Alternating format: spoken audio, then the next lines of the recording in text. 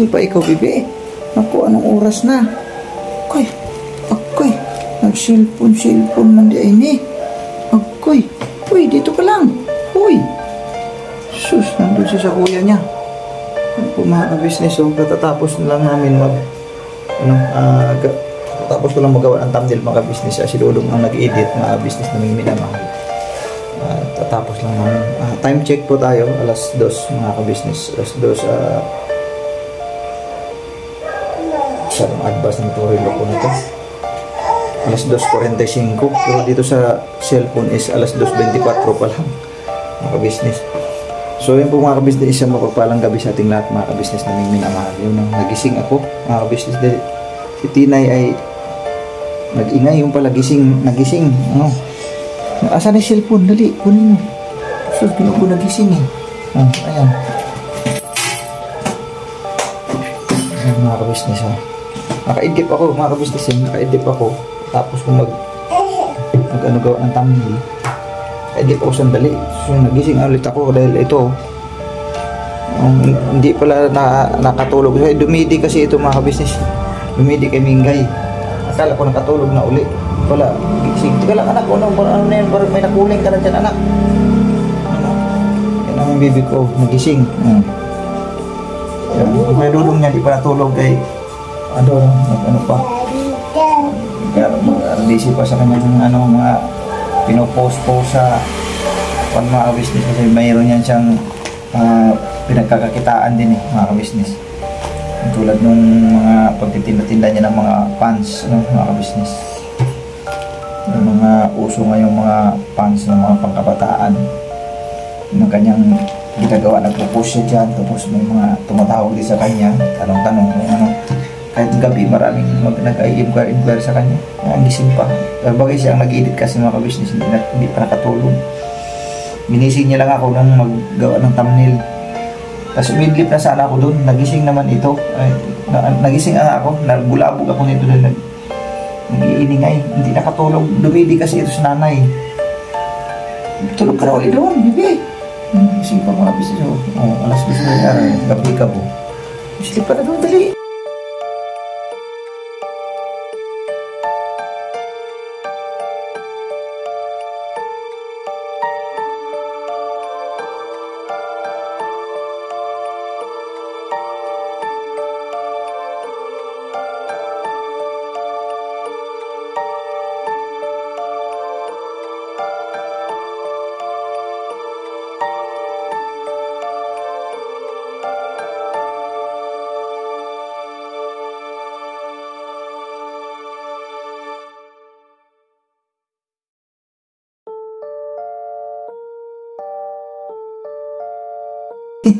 Dali. Lagpas. Dali na.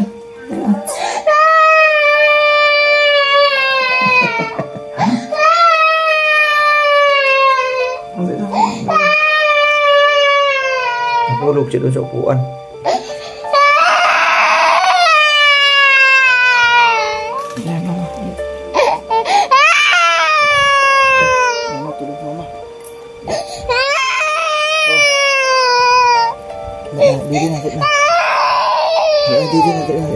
Didi na.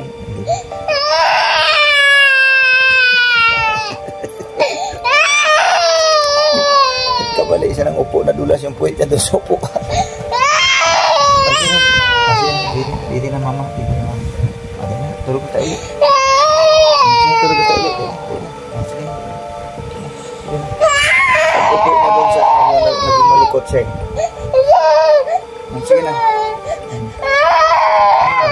Didi ma. Mga ka-business lang kasi nito, kagaling-galing lang dahil nagkaroon ng lagnat nung nakaraan kasi sobrahan sa paligo. Yung paligo, napakatakaw kasing maligo. Nagkaroon ng sipon. Ayun. Nilagnat. Ngayon nung gumaling, Diyos ko. Laro ng laro, mga ka-business. Laro ng laro siya. Ngayon, ang nangyari,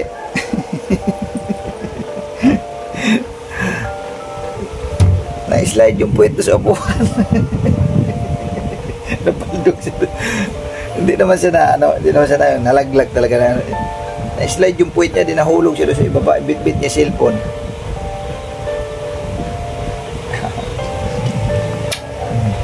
Wala nang lagnat po. Salamat sa Diyos, mga ka-business na ulian.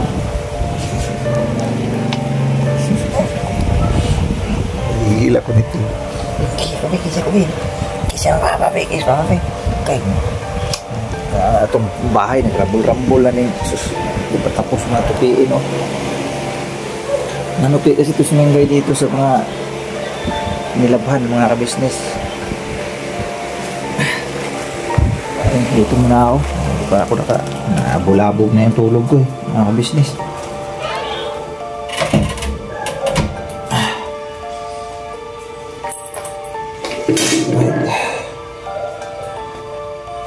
Hindi ako nakatulog eh.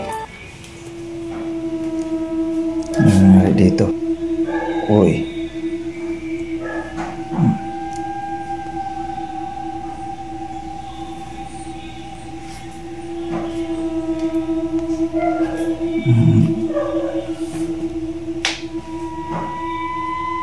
Tumutunog doon sa likod.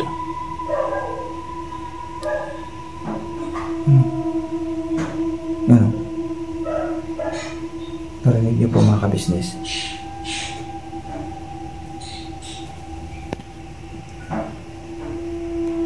Saan kaya yun? Halos gabi-gabi talaga dito, mga ka-business. Mayroon kang mga maririnig dito na kung ano-ano eh.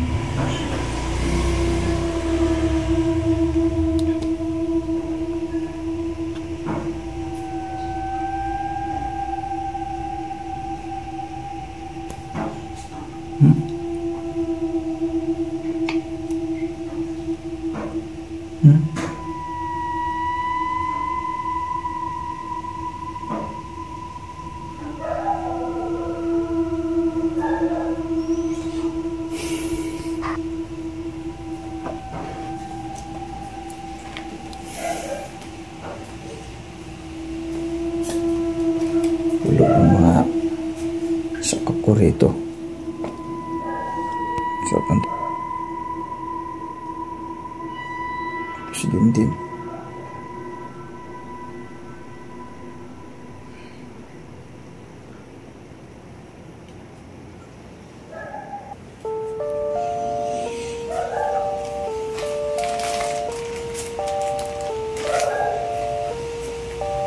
Doon busy pa doon sa kanyang negosyo, business.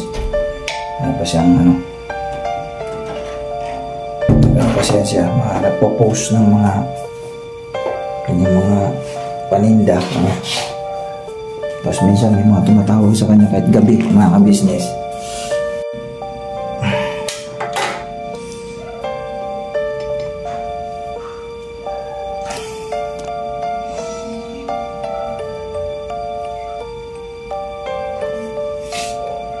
Naalala ko lang yung pagising ng mga madaling araw, no? Mga business. Gising ng madaling araw tapos pupunta ka sa bukid.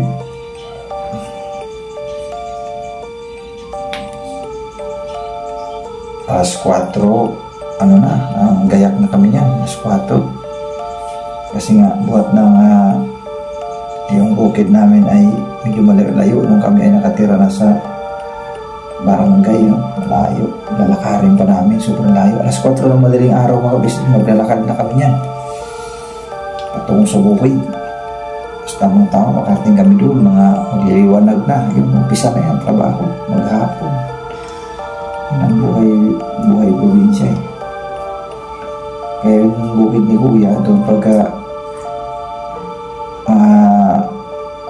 mapagawa na yun ng kubo doon, mga ka-business, ay malamang sa malamang mapadalas na rin kami doon kasi mayroon kumbaga may masisilungan na, may matutulugan, no? Kaya inaapura talaga namin yan na magkaroon kami ng kubo doon para may matatambayan. So, ang hirap naman kasi doon pag walang matambayan, mga ka-business. Sarap doon eh, sarap gawa doon, magtatanim, no? Magtatanim ng mga, pangunahin yung mga gulay, mga ka-business. Sarap doon magtatanim dahil ang luwang talaga ng lupa eh. Saka matataba ang lupa, mga ka-business. Sarap magtanim doon ng mga iba't ibang klaseng gulay na pwede nating pakinabangan pagdating ng ano. Kasi ang mga gulay naman ay sandali lang yan eh. Mga 3 months, makaka-harvest na tayo. Mga ka-business.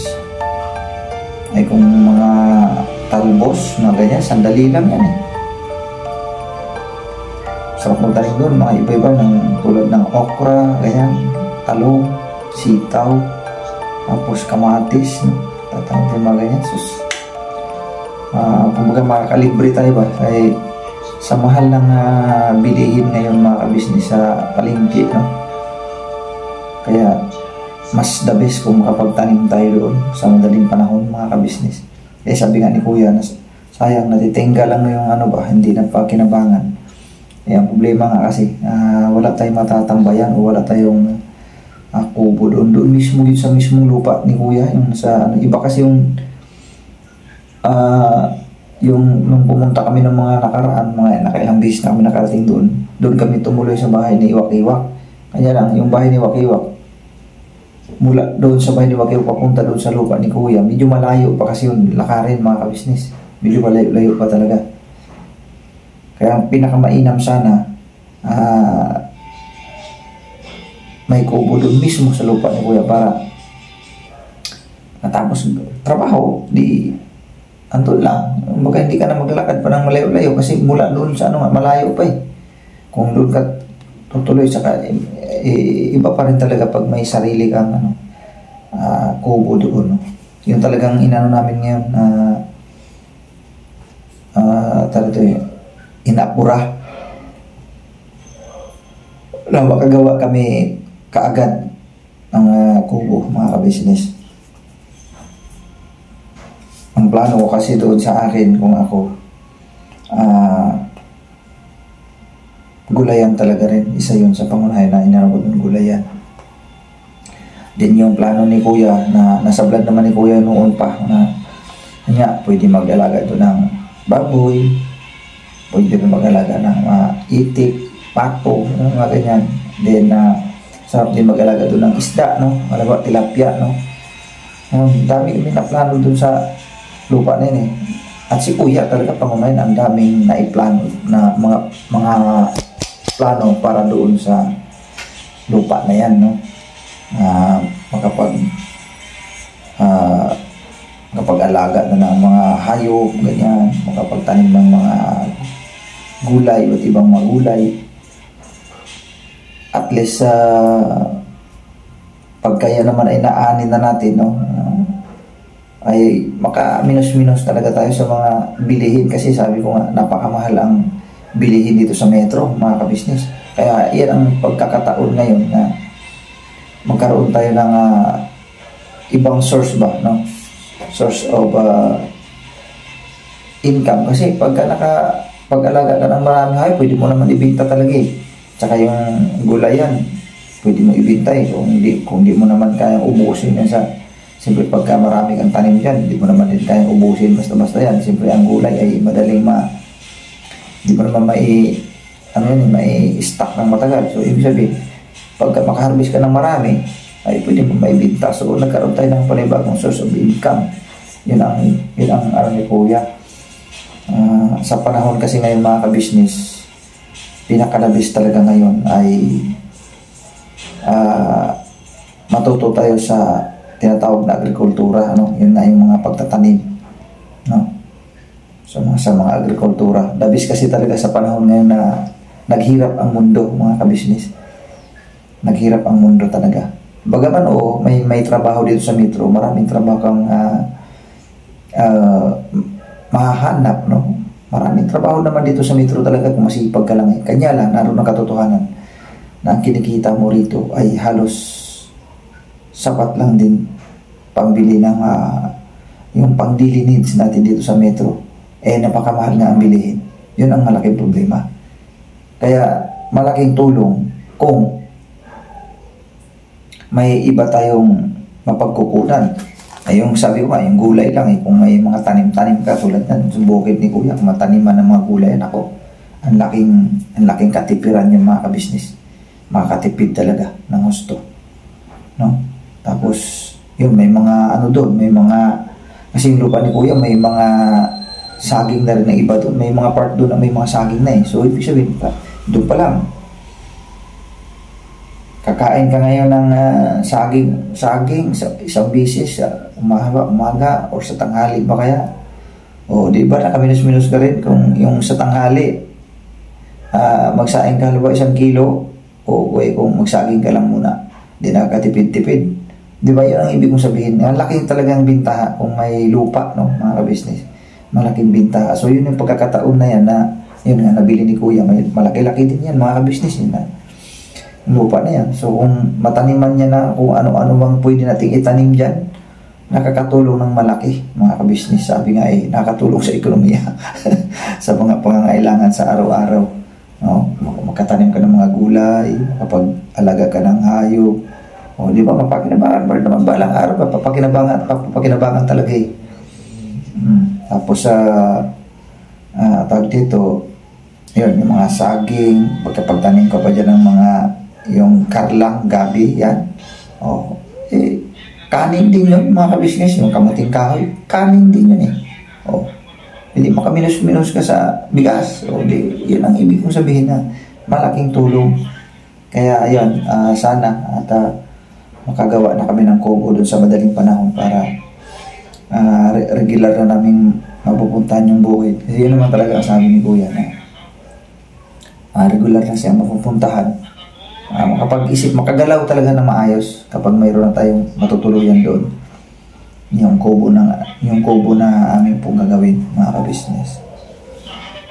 So yun lang po, mga ka-business, no? At napakwento tuloy ako, mga ka-business. Nagising kasi ako eh. Si Tinay, natulog na siguro, mga ka-business na may minamahal. Bukta dito na ibang ilaw, sobrang dami bukas. Ito yung buksan natin, ito yung lock natin.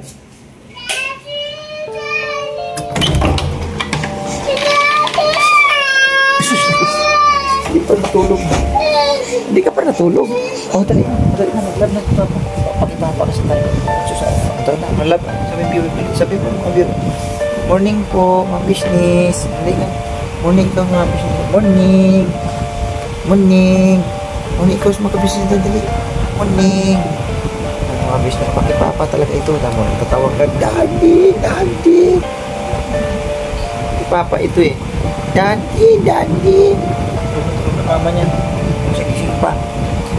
Alam niya to eh, pagka ako gising. Ako, ano sa kanya eh.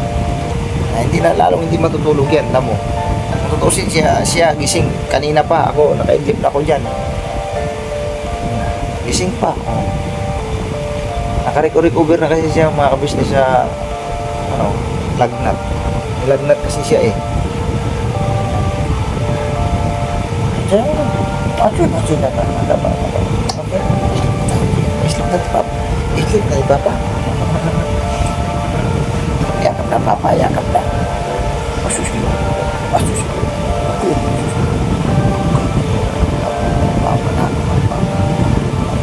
Papa. Parang ito si Tina eh, para bisnis na maliit pa. Kaya ito din yun.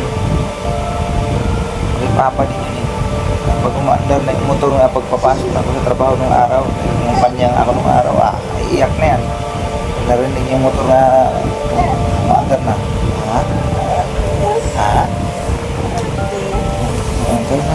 Ayun po mga kabisnes, nandito na lang muna yung aking vlog, mga kabisnes na mahal na. At pagising ka ng madaling araw ulit, mga kabisnes.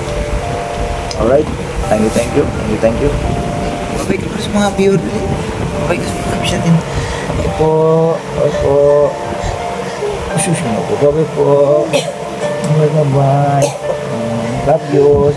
Sabi mo, love you po. Good night. Good night na po. Good night. Matulog na kami ulit. Susunod po. Tara na. Ha? Dali na. Ano kasi? Atim. Atim. Alright, mga business. Bye-bye.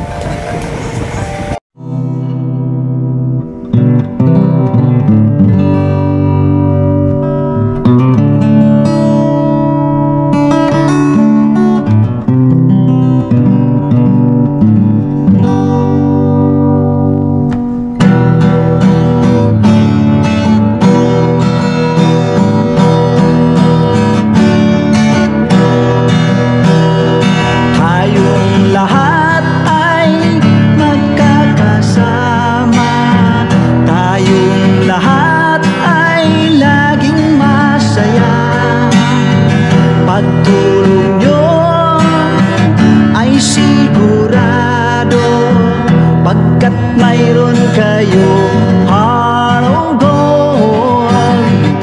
Mahal namin kayo, mahal namin kayo. Pinunukan my heart of gold. Mahal namin kayo, mahal namin kayo. Minahal kayo ng mga tao kahit saan panig nitong mundo, pagkat mayroon kayong heart of gold. Mahal namin kayo, mahal namin kayo. Keep it for a heart of gold. Mahal namin kayo.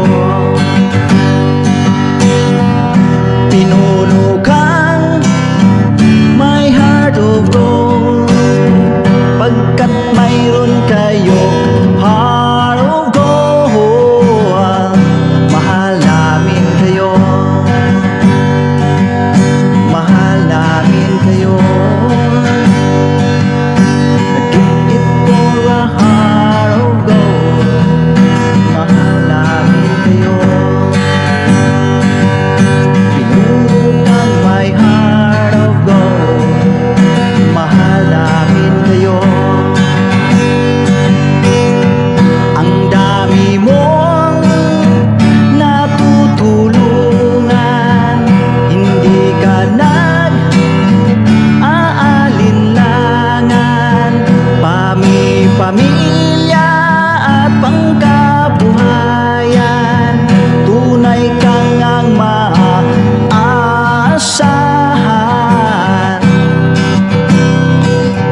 Mahal namin kayo.